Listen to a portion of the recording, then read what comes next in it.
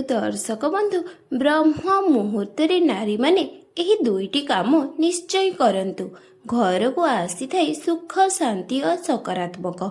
ଦର୍ଶକ ବନ୍ଧୁ, ବ୍ରହ୍ମ ମୁହୂର୍ତ୍ତରେ କିଛି କରନ୍ତୁ ବା ନ କରନ୍ତୁ, ଏହି ଦୁଇଟି କାମ ନିଶ୍ଚୟ କରନ୍ତୁ।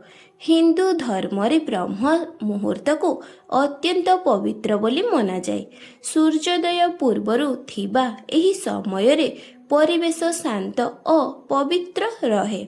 ଏହି ସମୟରେ କରାଯାଇଥିବା ଭଲ କାମ ମନ ଓ ଘର ଉଭୟକୁ ଭଲ ପ୍ରଭାବ ଦେଇପାରେ। ଦର୍ଶକ ବନ୍ଧୁ, ଏବେ ଜାଣିବା ପ୍ରଥମ କାମ, ଘରର ପ୍ରବେଶ ଦ୍ୱାର ସଫା ରଖିବା।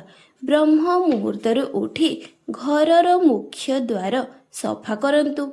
ଝାଡ଼ୁ ଲଗାନ୍ତୁ, ଜଳସେଚନ କରନ୍ତୁ, ସଫା କରନ୍ତୁ।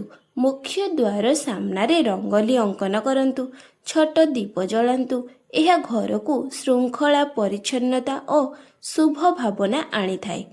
ଦର୍ଶକ ବନ୍ଧୁ, ଏବେ ଜାଣିବା ଦ୍ୱିତୀୟ କାମ, ବ୍ରହ୍ମ ମୁହୂର୍ତ୍ତରୁ ଉଠି ସ୍ନାନ ସାରି ଘରର ପୂଜା ସ୍ଥାନରେ ଦୀପ ଜଳାଇ ଭଗବାନଙ୍କୁ ସ୍ମରଣ କରନ୍ତୁ। କିଛି ସମୟ ଠାକୁରଙ୍କ ପାଖରେ ବସି ଶାନ୍ତ ଭାବରେ ପ୍ରାର୍ଥନା କରନ୍ତୁ। ଏହା ମନକୁ ଶାନ୍ତ କରେ ଓ ଦିନଟିକୁ ସକାରାତ୍ମକ ଭାବରେ ଆରମ୍ଭ କରିବାରେ ସହାୟ କରେ। ଦର୍ଶକ ବନ୍ଧୁ, ଏହି କାମଗୁଡ଼ିକୁ ଆପଣ ଆଧ୍ୟାତ୍ମିକ ଅଭ୍ୟାସ କିମ୍ବା ରେଗୁଲାର କରନ୍ତୁ। ଏହା ମନକୁ ଶାନ୍ତ ଓ ଘରକୁ ସୁସଂଗଠିତ ରଖିବାରେ ସହାୟ କରେ। ତେବେ ଦର୍ଶକ ବନ୍ଧୁ, ଆଶା କରୁଛି ଆଜିର ଏହି ଛୋଟ ଭିଡ଼ିଓଟି ମୋର ନିଶ୍ଚୟ ଭଲ ଲାଗିବ। ଭିଡ଼ିଓଟି ଭଲ ଲାଗିଥିଲେ ଭିଡ଼ିଓଟିକୁ ଗୋଟିଏ ଲାଇକ୍ ଏବଂ ସବସ୍କ୍ରାଇବ୍ ନିହାତି କରନ୍ତୁ।